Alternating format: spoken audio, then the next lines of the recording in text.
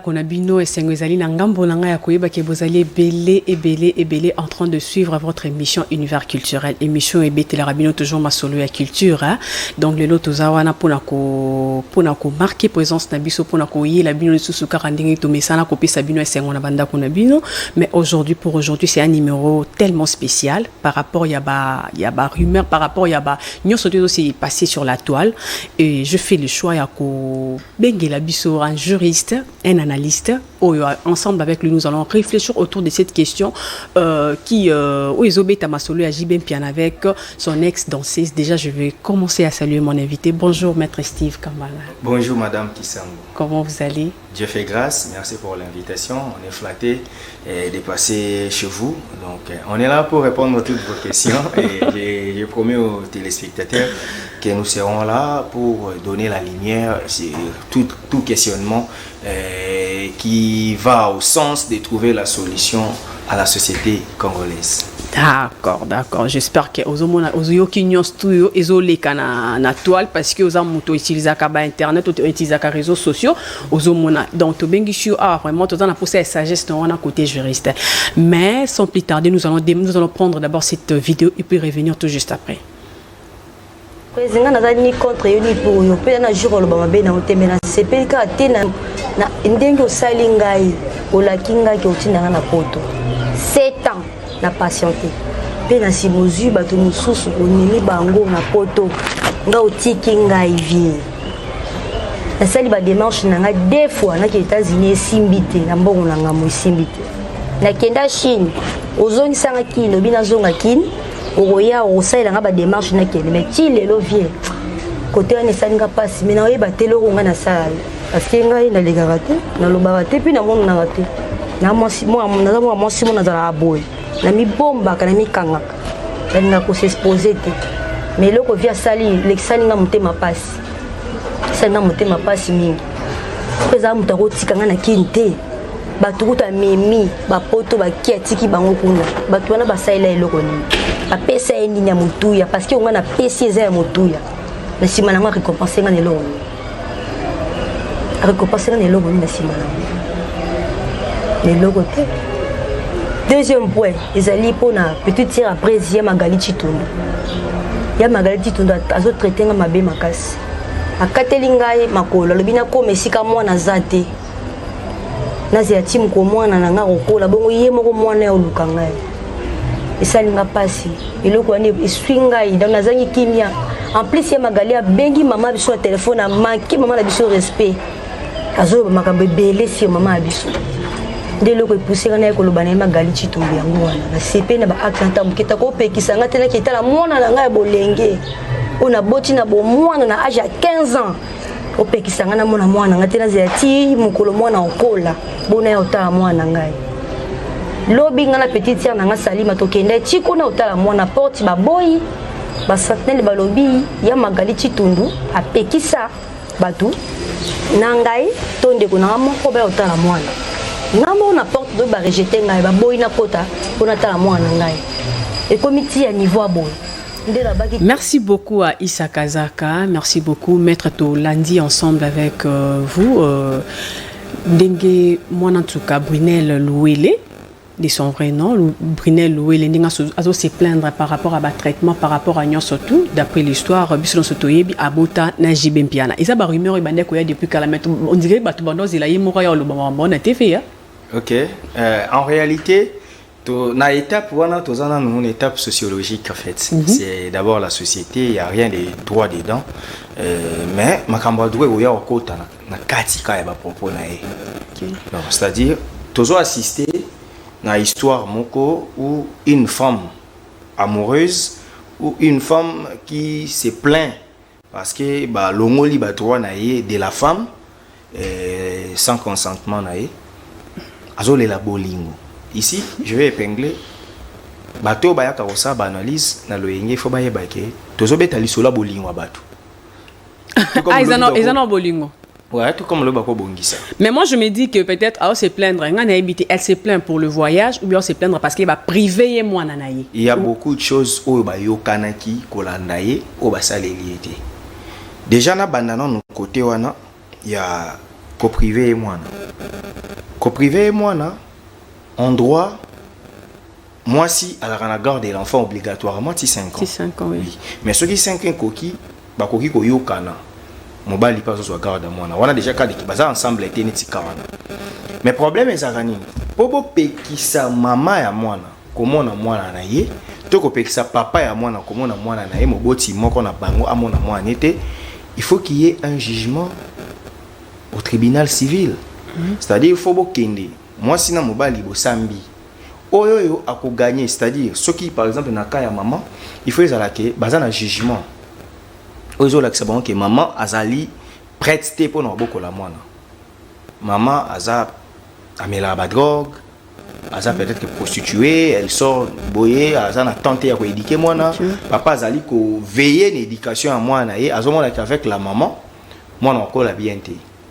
Donc il faut prouver babilo ko na nyonso. C'est pourquoi notre droit à la charge de la preuve incombe à celui qui accuse. Donc c'est-à-dire il faut monter à boy la maman ya mwana aza na mwana e to amona ka mwana e akela l'état. Basamba a prouvé biloko wana et ça là que l'état peut sa bango jugement. Ozo peut sa bango garde ya mwana. Et puis cause la garde mwana interdisa kana noté maman na yaya. On comprend? Mais ils aussi ceux qui va découvrir non seulement on peut se garde, bah peut sina interdiction, jugement interdisant approchement ya maman n'est pas moi na. Ceux qui jugement on est ça c'est-à-dire maman Magali to bandeko ya jibe nde baza na mbeba. Parce que bah qu'on a raison sur le plan sociologique que to beaucoup la moi non pas biso to linya ko la loi ba nyonso. Atanga bien, akona ba bonne condition. Mais beaucoup plus mais la siko ne maman ne akomate boka télé makolo ndenga lobi wana ça c'est une infraction soit beaucoup lo bake bino beaucoup la mwana mais ya ka atali mwana e akoki pe ko sa na mwana na journée ya bimi na ya ki asali moi shopping ki moi foire asakani na ya akoki pe ko lala na mwana na lobi ayo ozongisa e c'est dans ses droits comme sa maman. Donc sur ce plan là interdire à la femme de s'approcher vers sa fille, ça n'a pas une base légale, ça n'a pas une base juridique. Et tant que c'est-à-dire il y a eu un arrangement en amont avant Bakoma ou selon la fille, arrangement en andé et aboutir.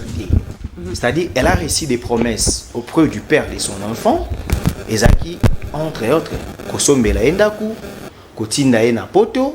Menda konzi balobi ndako azwaka ndako azwaka ndako ya lobi ya kanisa ke izalaka ndako ya ye mais par après mutu ya kakobima kolonda ko wana et puis azaki libataka ilibanda. OK. Et sur ce plan là, je veux que la fille nous aide aussi à beaucoup plus de nous dire la vérité. Au moni, il y a des choses que on retrouve en un peu avec parce que tant on va penser que ndako azaki mineur pour na ki ke azaki na comme maman bango. Ce cas qui mineur, c'est normal, les ana comme maman, mais quand même, on a livré parcellaire, il y a une suite, ils ont la place rubrique réservée à 10 personnes. Bien sûr. Maman pourrait agir sans y.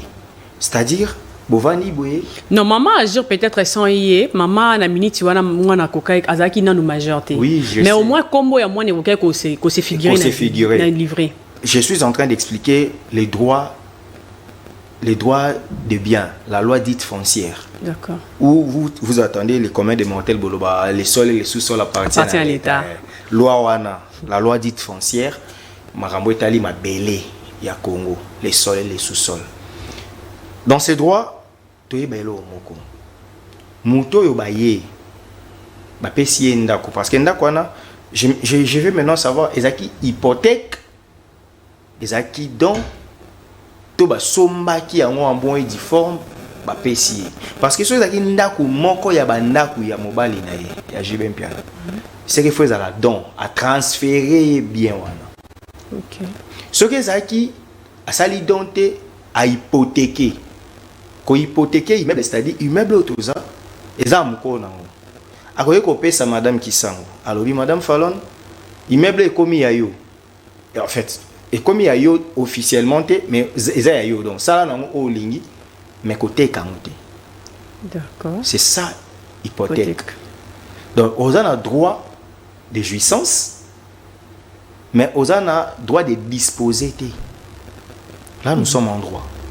Comprendre?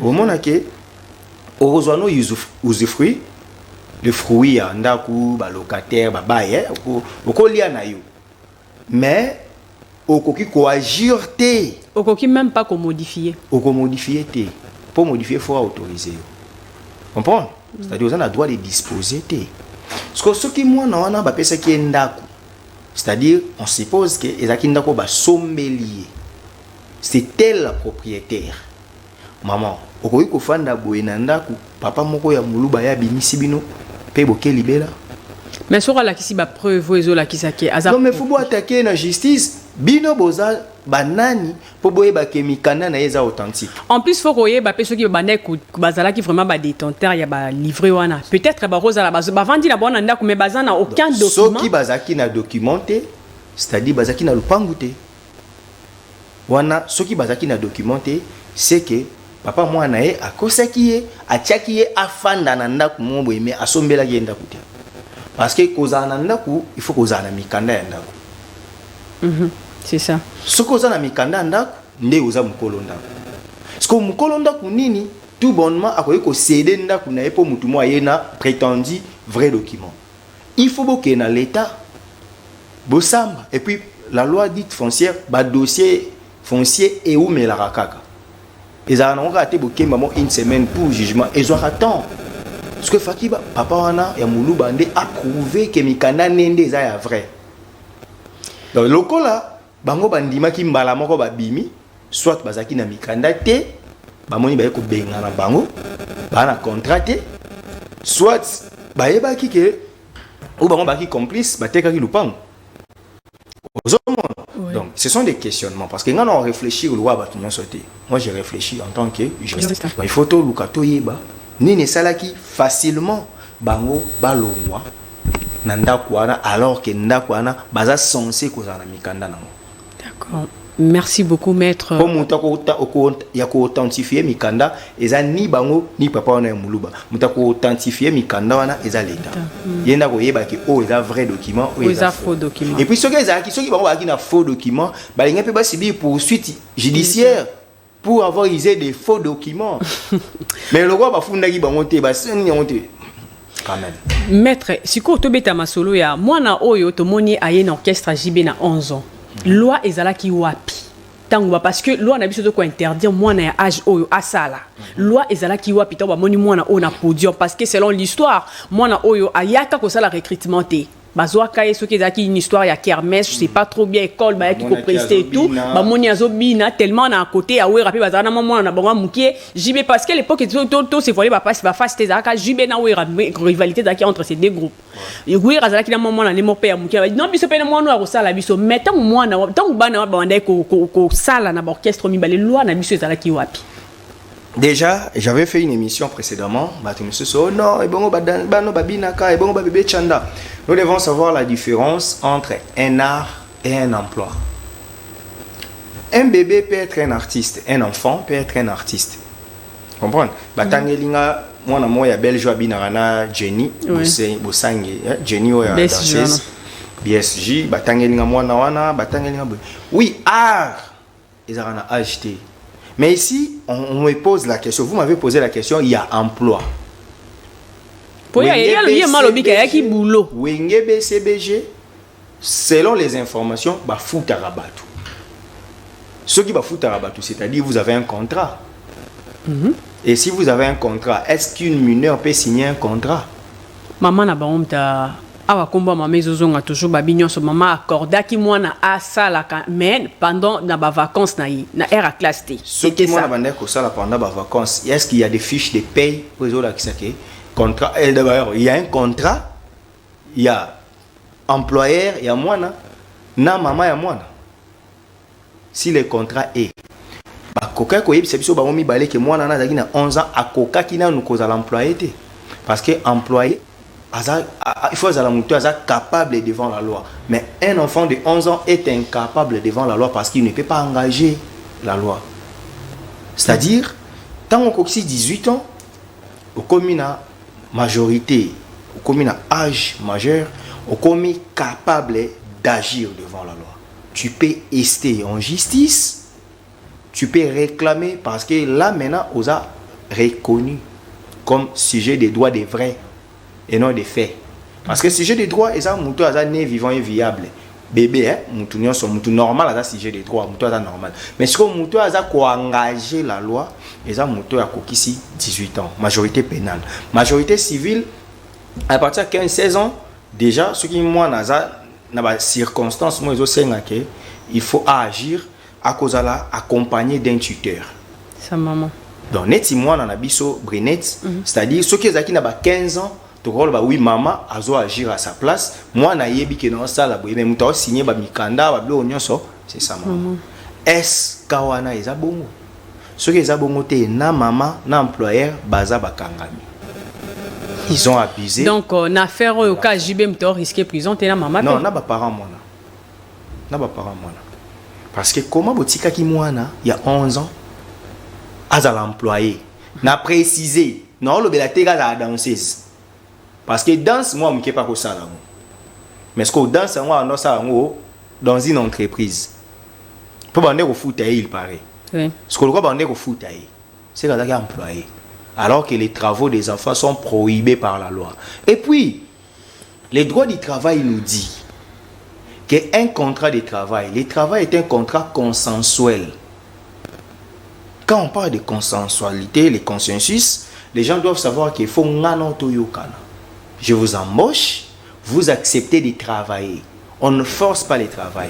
Alors que une mineure locale là, est incapable devant la loi, qu'au sein lycée locaux, on suppose que vous forcez à ça les locaux. Vous comprenez?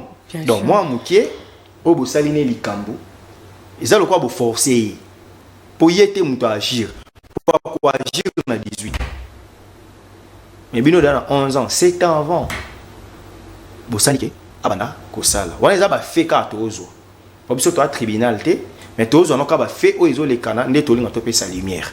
Donc c'est que la fille aza victime, il y a mauvaise suivi, to manque de rigueur, il y a ba parents, et puis aza victime, il y a mauvaise foi, il y a employeur naé parce que papa chéri ne pouvait pas engagé moi.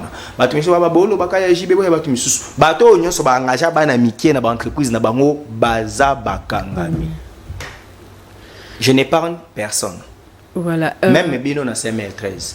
Si vous avez un enfant il y a 15 ans, 14 ans à Sala Musala, il est temps bolongole Musala. Ah toza te biso toza da bato toza déjà mikolo. Ah moi na âge wana azana été. Pour éviter. Pourtant tolo baboye, la loi est impersonnelle. Les gens réfléchissent na lolenge mususu ko kanisa ke biso to un problème personnel na artiste. Moi personnellement, je suis fanatique de JB. Pour naza pe mutu na pe na ba posa na kola pe na kin. Na guerre ya wenge, to sepe la pe na ba musique na na guerre ya wenge nanu, na wenge nga naza ka fan na JB. Donc je n'ai pas intérêt ya ko clouer mon artiste. Ce n'est pas dans sa mission, c'est pas dans ma mission. Mais ici vous m'avez invité comme juriste. Ici, je dois expliquer les droits.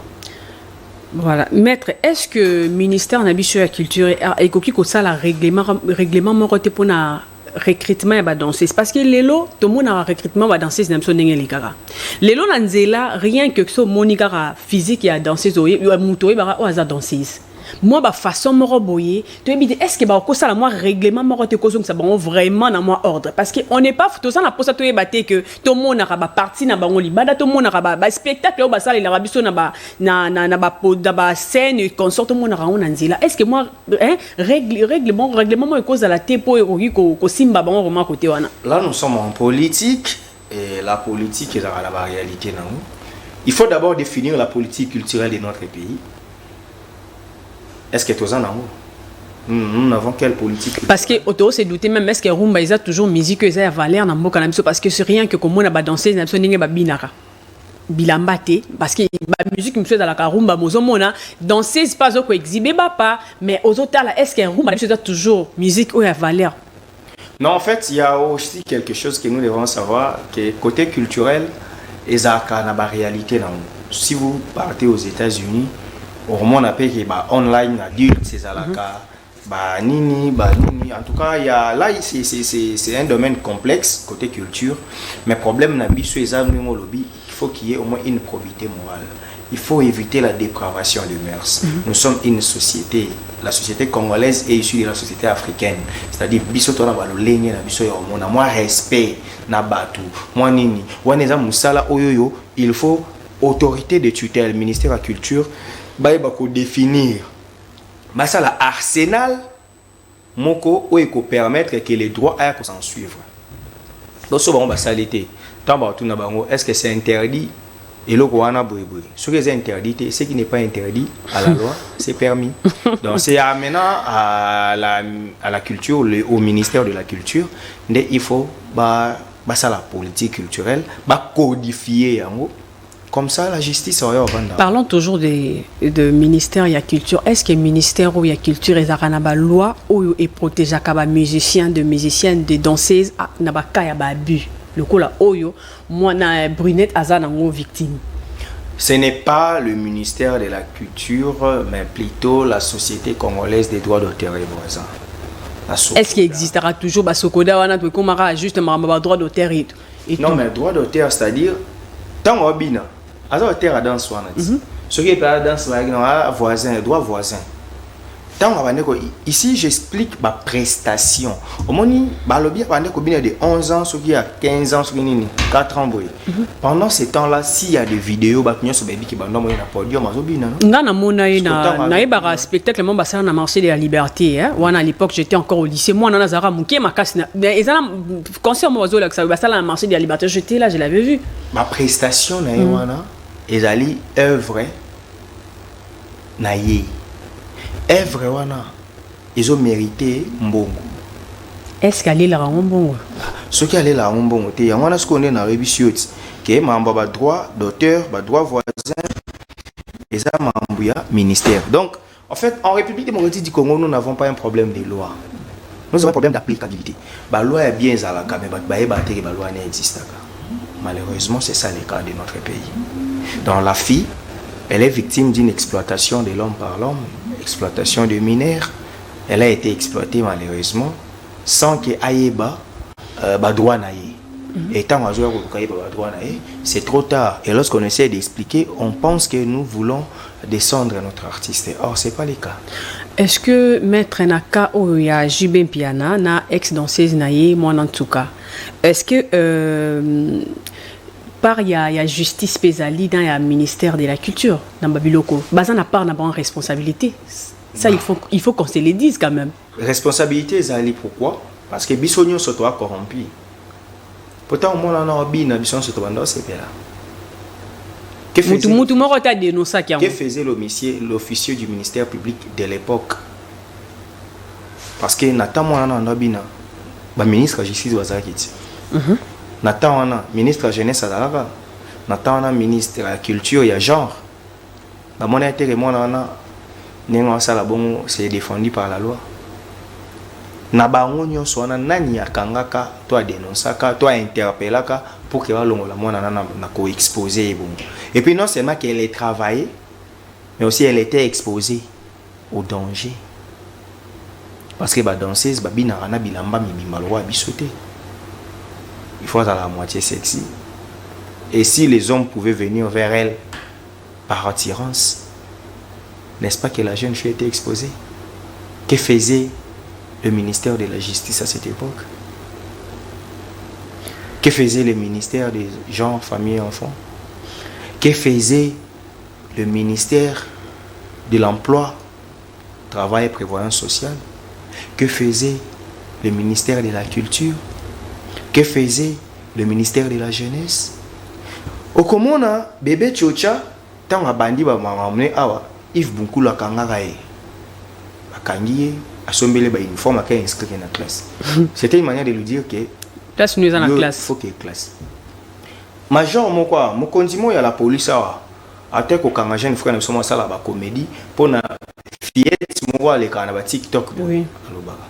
Akanga ki garçon point que bo bébé ça moi on est des professeurs classe les appuis la classe et namitu na kaka avocat société à la wapi ministère public tant au monde vous êtes à la recherche des infractions mais saisissez-vous d'office pour nous protéger bana wana au basa exposé le col est salamate est-ce qu'on doit dire que la faiblesse de l'État? Peut-être oui. C'est-à-dire que dans le régime passé, ils ont vu ça, ils n'ont rien fait. Et du coup, la société congolaise n'a pas si dénoncé, n'a pas si réagir. La fille, elle est victime. Azaka Nanzela moko sauver à recouvrir le droit. Justice. Et Zaka justice ou soit arrangement à l'amiable. Maître, parlons de la justice. Est-ce que loi et la rétrograde il y a infraction parce que infraction ils a déjà commis depuis 2006. Cette fille a été également victime de abus sexuel. Si la loi est na minute en 2024, est-ce que la loi est pour sanctionner infraction La rétroactivité de la loi protège le prévenu. C'est-à-dire la loi, quand elle est douce au prévenu, c'est la loi qui est applicable. Que dit la loi par rapport à la rétroactivité? La rétroactivité est à quand? Ce qui va fournir, pendant infraction, droit et le bagini. Au droit et le bagi boye, et le bagi boye, le bagi boye. Moutasali on a peine à 20 ans. Ok. Si na droit à sikoyo, il y a une modification du code pénal. Non, loi et l'ongwe 20 ans et commis 15 ans. Bah, quoi appliquer 15 ans par rapport à rétroactivité. La loi rétroagit. Mais ce qui est loi est rigoureuse au prévenu, bah, quoi appliquer droit à cala. Mais c'est ça. Alors que la loi a déjà été modifiée. Oui. Comprendre. Bah, t'as dit que Liboso viole les acquis 20 ans. Les commis 25 ans. Tant à commettre l'infraction, il aura 20 ans. Bah, ce qui a 20 ans. Mais ce qui est Kiti, bah, il va être Kiti. Parce que prévenir, il a toujours une chance. La loi doit être douce au prévenu. Mais question pour expliquer, bah, il y a une différence entre la rétroactivité de la loi et la prescription. Question aux acquis juristes, ils ont la prescription, ils ont la rétroactivité. Ok. Donc, pour ça, l'infraction est en 2006, il faut fonder l'homme en 2024. Non, il faut fonder l'homme. C'est-à-dire, supposons que moi, on a la capacité de rester en justice en 2006 ou en 2015 ou en 2000, peu importe, tant que mineur. Selon moi, on a 24 ans. Notre sœur. Le roi a 24 ans. C'est qu'il y a 6 ans, on a 18 ans. Parce que le roi a 18 ans en 2018. Peut-être qu'il faut réunir l'élément avant qu'il y ait TV, avant qu'il y ait justice. Peut-être qu'on espérait toujours que papa Chéra promettait qu'il y a pour réaliser. C'est la deuxième hypothèse. Donc par là, on ne va pas comprendre le moment. Tant que tu es victime, a commis capable, tu as moni si il faut rester en justice, et prescription est silité. Prescription est bandara, tant où tu as la mise en accusation. Tant que fundi dans l'État, dès lors que magistrat du parquet a salé première invitation, tu as une convocation, mandat de comparution. Aya tikelio, tant aux huit papier wana, tu es comme il faut répondre. Ce qui est au monde en athée, ne va pas compter prescription na temps wana. Ce que prescription est par rapport à une infraction, il y a peine. Et ça n'a pas peine, monsieur, peut-être il y a une année, 12 ans, prescription il y a 6 mois. Vous comprenez? La peine, il y a 5 ans, tu as la prescription énale, décennale, tu as la prescription quinquennale. Vous comprenez? Ce que net peine il y a 20 ans, ce qui va dire que Lukamutu en 2024, si en 2034, il faut pas jouer. Ce qui va juillet, des prescriptions écoulées. Donc, pour une infraction où on doit te condamner au maximum de 20 ans, la prescription est de 10 ans. Il y a des infractions où la prescription est de 5 ans. Il y a 2 ans, il y a 1 année. On va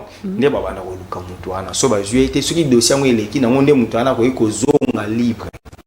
Mais pourquoi la prescription est à date? Parce que le magistrat a la capacité de faire. C'est-à-dire ceux qui ont mis, parce que nous, ici nous parlons de la compétence territoriale. Nous avons dit dans Funa, ceux qui font ça, dans le parquet à grande instance, il y a Kalam. Ceux qui ont il y a parquet qui nkola yo kanganga na kalamu ne ba infraction na na kalamu ba kanganga te. Est-ce que le qu'on a bitoé baratoé barango vraiment? Kasi bat ba yeba lelo ti. Que compétence territoriale en droit existe. Mais si ko soki na sali infraction na awa na Kasavubu, ole na samba na parquet à grande instance à kalamu, ngana kimi na ko vanda na kinkole. Magistrat ya kalamu akoki ko benga magistrat ya kinkole. Eza na nsele. Basa ba benga ngo commission rogatoire. La commission rogatoire, c'est lorsque le magistrat X appelle le magistrat Y pour avoir des informations sur un présumé délinquant où il s'est retrouvé dans le territoire. Magistrat Kinkole sera eu information na blo na réunion sur atindi bat balukinga so ba kanginga na Kinkole. Faut bazongi sanga na kalamu pour na kalamu basambisanga. Et ça la marana ba province oko kima oke bandu noko e baneti lisolo ya ndeko na so Daniel Massaro. Ba lukaye akendaki déjà ba ke kangi na province mususu. Mais to ba kangiye ba sayini ba yene awa pour basambisa. C'est ça la commission rogatoire. Et ça même sur le plan international. Au comment on a qui Belgique, bah on a qui qui Inde, mais bah bengi magistrat, Inde, justice indienne et juillet et zone ici à. Ils font. Net na kao ils en a dansé si musu bazan États-Unis baza cité parce que la fille apparemment moi na tuka bande au Kenya il y a une danseuse de Jubin Piana au hasard maintenant na États-Unis bande ko servir le col là moi pont entre danseuse au na patron na bango Jubin Piana donc il est pas au risqué. Non en fait Zambrota au yatangi ce qui est solo mambaneza ce qui a la possibilité ya dans l'état de interrogatoire avec à l'ère numérique bon c'est pas dans la loi mais ça na vidéo comme témoin comprendre yebisa biso la boy gérer parce que so gérer te ba kango kuna ba zo histoire donc c'est-à-dire hasard enseignant à la témoin ceux qui ba benga mais témoin il faut gérer à la vérité mais il y a des témoins à charge comme à décharge. Zambota Roya, malgré Brenet, à l'objet que Zambota Mtayebi, mais Zambota Sabi a déchargé patron. A déchargé patron. Non, c'est faux, on m'a et l'autre, où est-ce que ça, la Brenet a gagné procès, il faut avoir une preuve. Bon, moi, je n'ai preuve, parce qu'il y a une union au moins Nazali. Moi, je la preuve, ce qui a eu acte de naissance, il y a maman, à comprendre que tant que qui a la mineur. Parce que ça va calcul que émission oui, âge vraiment les cambas âge ils ont créé moi problème 24 ans ils aussi maté mais il faut pas que infraction exacte pour bâtir la grossesse en grossesse une fille n'est pas une infraction parce qu'elle a dit déjà que elle a eu à avorter na ba âge le quoi ba 13 ans si elle a des éléments il y a un négo là qui ça qu'elle a été violée parce que ce qu'a bota qui na âge il y a 18 ans ils a violé. Vous comprenez? Il y a mis consentement. Mais ce qui qui avant 18 ans, bref, déjà violé. Mais à côté de a 19 ans, mais il y a des qui ont été mineur. Vous comprenez? Parce que infraction bandit en juger. Infraction bandit en juger. Selon la fille, infraction bandit en doit être. Pour les gens qui doit être selon ceux qui ont 12 ans, ceux qui ont 13 ans, ceux qui ont 11 ans, ceux qui ont nini. Na année on a bandi doit être viol article 170 il y a code pénal congolais livre 2. Natanga ndambu mukie. Pas de problème. Article 170 yango yo elobi nini. Comme ça batu misusu bako comprendre que makambo to loba ezo utana bisoté parce que article lobby aura commis un viol à l'aide de violences ou de menaces graves ou par contrainte à l'encontre d'un tiers, soit par surprise, par pression psychologique, soit à l'occasion d'un environnement coercitif, soit en abusant d'une personne qui, par l'effet d'une maladie, par l'altération de ses facultés ou pour toute autre cause accidentelle, aurait perdu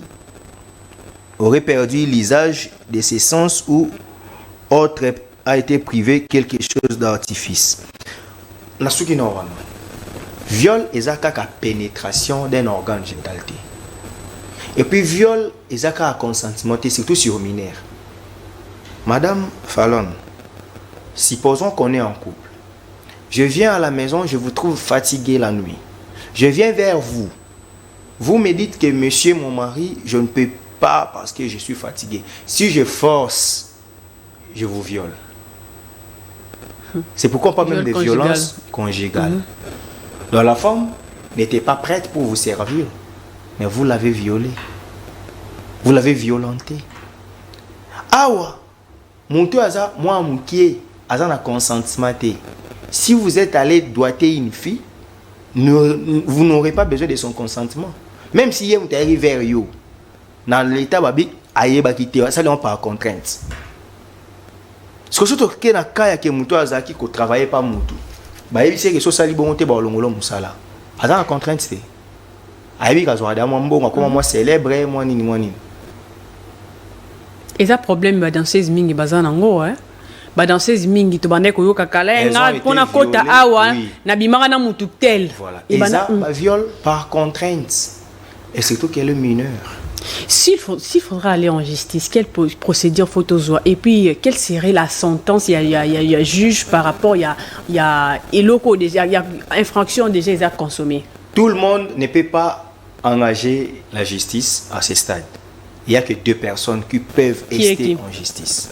La première personne, c'est Brinette Mwanantsuka, parce qu'elle est victime.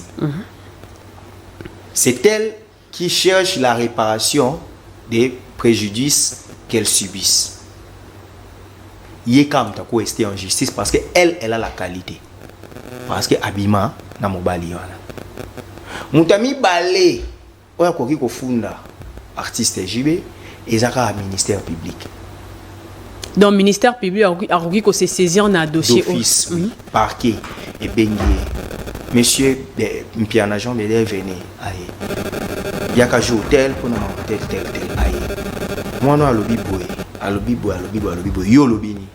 Ce qu'a convaincre un interrogatoire avec des éléments concrets au moins alobi batiki. Ce qu'a convaincre était par la gravité des faits, soit batiki a qui a battu en confrontation. Ce bamoni qui a des indices de culpabilité, bah pour retenir a eu mandat d'arrêt provisoire. Map malheureusement, on a migoté au moins à. Et pendant ce temps, ce qui est innocent parce que il est encore présumé délinquant. Il n'est pas délinquant. C'est-à-dire il joue encore de la présomption d'innocence. La présomption d'innocence s'achève que lorsque il y a le jugement définitif, la condamnation définitive et que toutes les voies de recours sont épuisées. Donc, Moutou Sorinde Tolo Baboui, Moutou Benga JB violeur à commettre infraction. Malgré donc il faut toujours faire attention. Faites attention commettre infraction. Parce que vous n'avez pas de preuves. Et puis, la preuve vers les réseaux sociaux, la preuve vers les médias, la preuve vers la justice. Parce que les réseaux sociaux sont commis tribunal. Attention, on va vous arrêter. Nabato bossa la analyse. Faut faire attention. Quand vous faites des analyses, vous avez des limites. Bino boko benga jibe violeur te. Pour non dans une condamnation te. Non nous ba bengi asambati. Vous comprenez? Est-ce que azaki côté ba est pour na ba concerné? Ce qui ba bengi asamba, ba que par exemple dans le tribunal de paix, il y a les droits prévus les doubles degrés de juridiction. Ce qui est dans le tribunal de paix, sambi et qui est condamné, JB sepeli dans le jugement, on a été à quoi que ça l'appel. Ce qui est l'appel, dans le tribunal de grande instance. Ce qui est dans la grande instance, condamné JB qui sepeli à cassation. Ce qui est condamné dans la cassation, wana bison soto ba c'est que moi qui na élément solo, JB qui na élément à viola qui est wana okolo ba ka viola qui est. Mais pour le moment, faisons attention à tout ce que parce que tout ce qu'on dit en droit, même si ba moni obeti mutuma ça c'est sur place ça. Ceux qui n'ont pas condamné ont été aux années nous présumés délinquants. Aux autres bénéficier de la présomption d'innocence. Merci beaucoup, maître. Beau sentir tous un juriste en matière qui est zongi. Nanga pena zozo moi connaissance na ba biloko y a droit voilà. Maître, est-ce que les orchestres disposera na juridiction compétente siégeant en matière de la musique? ba orchestre na biso mingi la inscrite mais au moins ba œuvre na bangonde ezalaka parce que problème na biso na Congo nous avons un ministère de tutelle déjà le fait que vous êtes affilié na ba Sokoda na ba nini ça va pour vous mais au Congo parce que tout candidaté que orchestre il faut qu'il y ait la justice besoin F90 besoin nini non bango baza régi na ministère de la culture comprendre donc oyo ba orchestre il faut ezala pour la protection na bango tant boya il faut pas qu'il na rande na ba Sokoda wana faut pas qu'il na ba biloko na bango oyo ezoko sala que bazala reconnu parce que même na ba France wana soko teki et ko affilié qui album na ba snap wana te ba reconnaître on comprendre d'abord orchestre mingi ya Congo za ka bongo ebotami bongo ekoli bongo ekufi pe ka bongo bakimara bon bakimara ba droit ou bien ni bakimara po ba yebi ke suki ya kabola na l'état et les a bien mais balingi ka bali ya l'état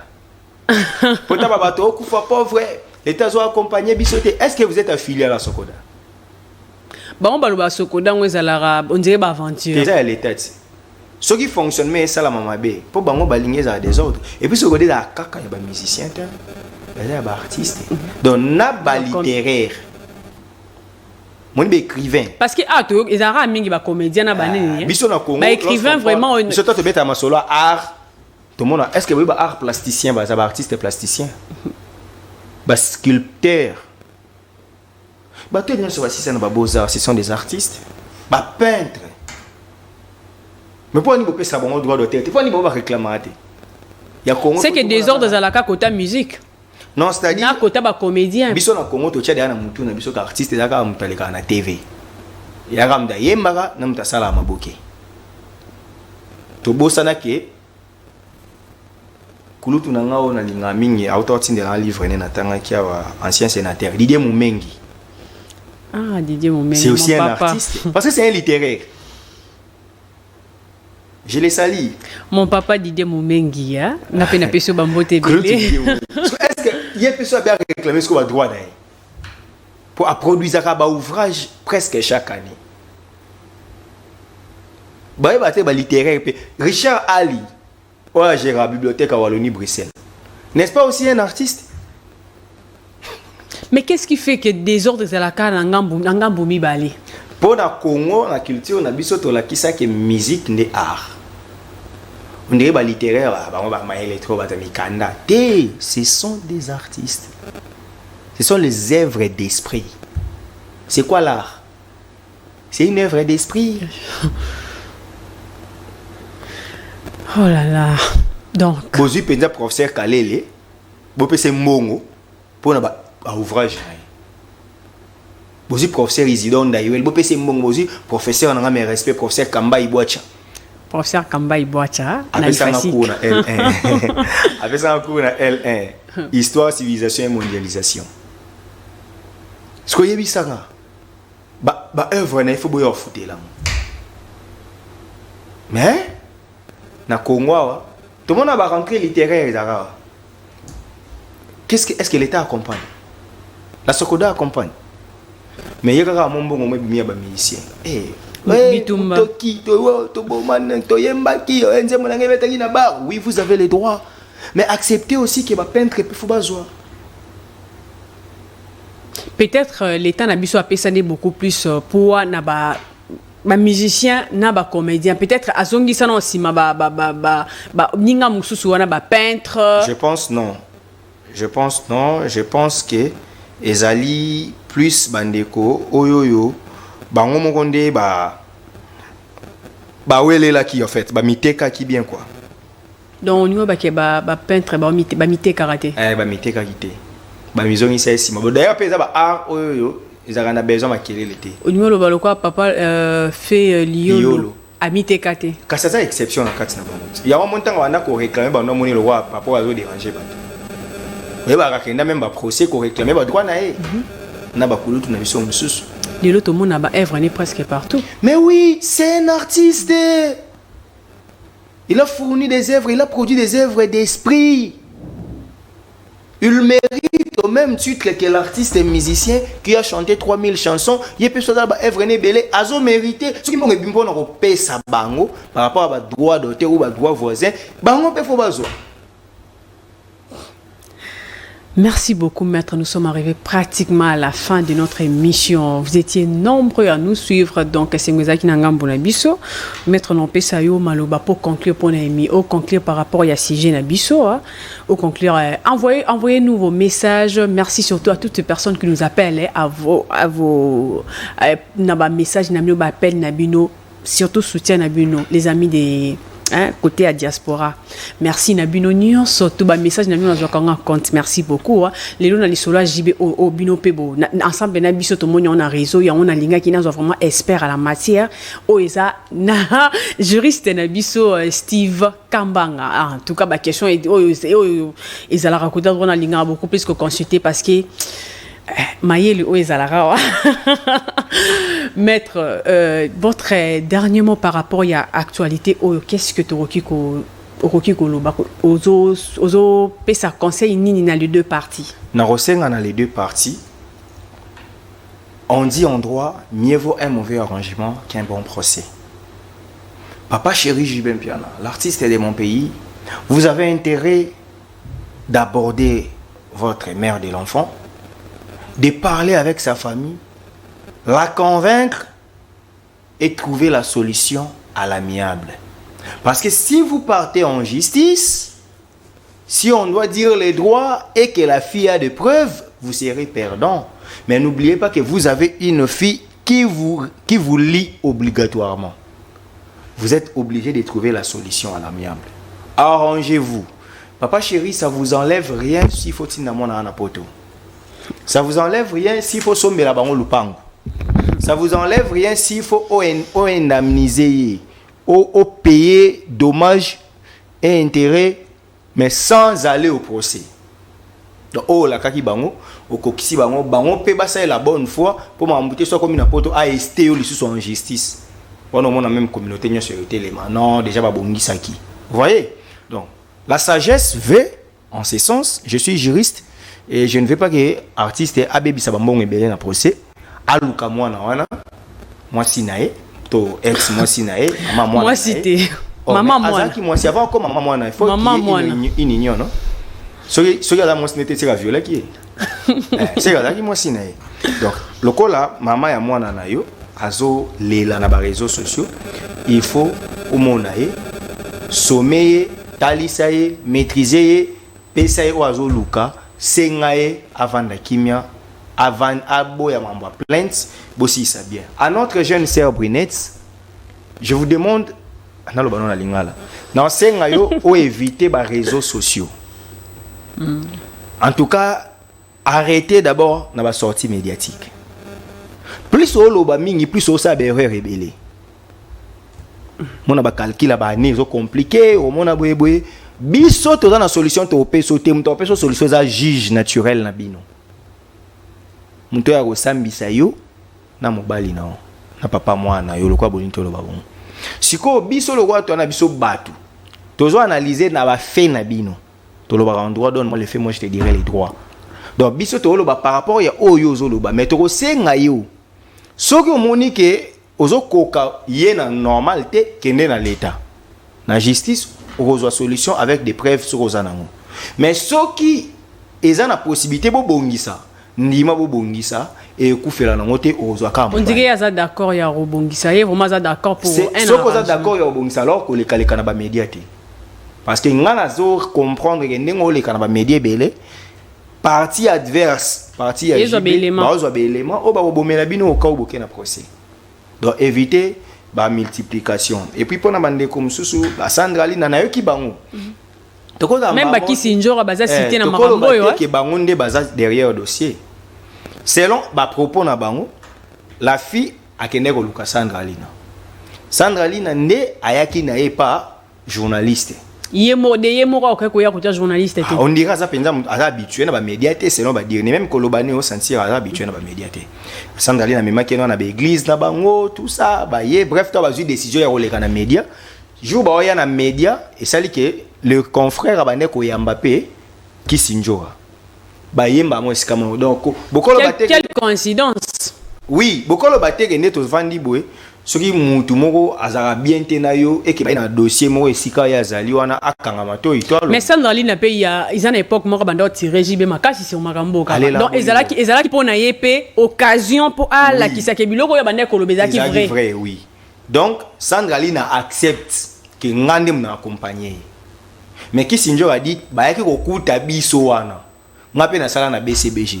Et puis na ko kimate. Le quoi ba yaki wana biso pe to tali bango ba sali pe mission to yoki pe ndenge biso so to yoka to kamwe pe. Donc moi je pense que akize ki Sinjora na ba mambo ça sera aussi moi mutema mabe. Po eloko comme le roi guerre ya ba wario bazana sima ya babiloko po ba dimne moi buzz ya Adidas Arena et tout parce que musique babiloko e kenda rera boy. Et bongo mambo ya ba Adidas na ba nini o comme mambo via papa chéri point. Monique to comment réfléchir nyonso na musique yango na kuluk nga jango bala lobaka to mema wenge na nyonso donc na mambo mo eza mambo ya ba vie ya batu bino boko mission mambo ba concert mambo ba actualité je ne pense que eza na sens te parce que nga so na linga musicien tel ata actualité au sani so bo somba bio somba rabie. Voilà. Merci beaucoup, maître. Moi, je dirais, certes, c'est que le musicien Jubin Piana fait Eza Mabé Makasi, mais vendre ses droits au prix d'un voyage de l'Europe, ça aussi, c'est vraiment triste. C'est vraiment triste. Mingi bande ko na biso ba danseuse ba kenda ko luka bouleuse ala rara ana bula poto. Ana bula poto yabi keso akekuna a fabrication ba danseuse to yo ka ba rokima. Bébélé bazo qui n'est même nani déplique pas comme et puis oh bah qui n'a dit ça rien bon to souhaiter te mettre au yoka parce que déjà ceux qui dansaient dans waya kaya dans la boule monga le son na monika moi tu en tout cas na nyamuki na ngai. Voilà, c'était le peu que n'a gagné le Bilabino. Les temps nous fait défaut parce que la télé est ils aura beaucoup plus konga. D'hôtel Angonga. Merci à vous, merci à toutes les personnes qui nous ont suivis. Restez branchés à la chaîne de l'excellence et du professionnalisme. Moi, je vous donne rendez-vous au prochain numéro. Restez bien. Bye bye chez vous. Merci.